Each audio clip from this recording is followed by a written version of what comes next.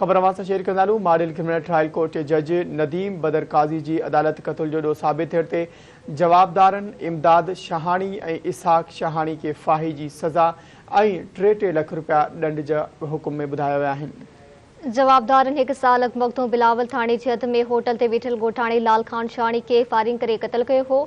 साॻी केस में अदालत गैर क़ानूनी हथियार रखण जो ॾोह साबित थियण ते जवाबदार खे वधीक 7 साल कैद जी सज़ा ऐं 50-50 हज़ार रुपया ॾंड जो फ़ैसिलो पिणु ॿुधायो आहे। ख़बरवां सां दादूमा शेयर कई पिया। मॉडल क्रिमिनल ट्रायल कोर्ट जे जज नदीम बदर काज़ी जी अदालत क़त्ल जो ॾोह साबित थियण ते जवाबदारनि अमदाद शहाणी ऐं इसहाक शहाणी खे फाही जी सज़ा ऐं 3 लख ॾंड जा हुकुम ॿुधाया आहिनि। जवाबदारनि 1 साल अॻु मखदूम बिलावल थाणे जे हद में होटल ते वेठल ॻोठाणे लाल खान शहाणी खे फायरिंग करे क़त्ल कयो हो। साॻी केस में अदालत गैर क़ानूनी हथियार रखण जो ॾोह साबित थियण ते जवाबदारनि खे वधीक 7 साल कैद जी सज़ा ऐं 50-50 हज़ार रुपया ॾंड जो फ़ैसिलो पिणु ॿुधायो आहे।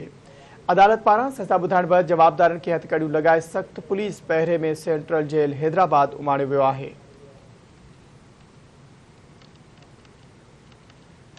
ख़बरवां सां दादूमा शेयर कई पिया। ॿिनि जवाबदारनि ते क़त्ल जो ॾोह साबित थियण ते फाही ऐं 3 लख रुपया ॾंड जी सज़ा ॿुधाई वई आहे। मॉडल क्रिमिनल ट्रायल कोर्ट जे जज नदीम बदर काज़ी जी अदालत क़त्ल जो ॾोह साबित थियण ते जवाबदारनि इमदाद शहाणी ऐं इसहाक शहाणी खे फाही ऐं ॾंड जी सज़ा ॿुधाई आहे।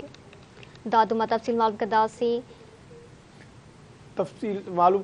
टीवी दादू जे रिपोर्टर अशफाक मलिक असां सां लाइन ते मौजूदु आहे। जी अशफाक, छा तफ़सील आहिनि?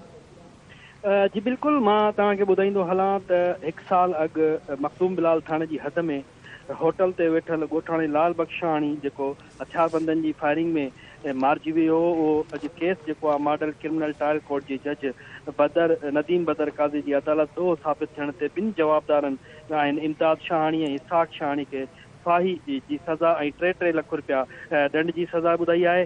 साॻे ई केस में अदालत पारां गैर क़ानूनी हथियार रखण जो ॾोह साबित थियण ते जवाबदारनि खे वधीक 7 साल कैद ऐं 50-50 हज़ार ॾंड ॿुधाइण जो फ़ैसिलो कयो आहे। अदालत पारां सज़ा ॿुधाइण खां पोइ जवाबदारनि खे हथकड़ियूं लॻाए सख़्त पहिरे हेठि सेंट्रल जेल हैदराबाद मुंतक़िल कयो वियो आहे। जी अशफाक, वॾी महिरबानी आगाह करण लाइ।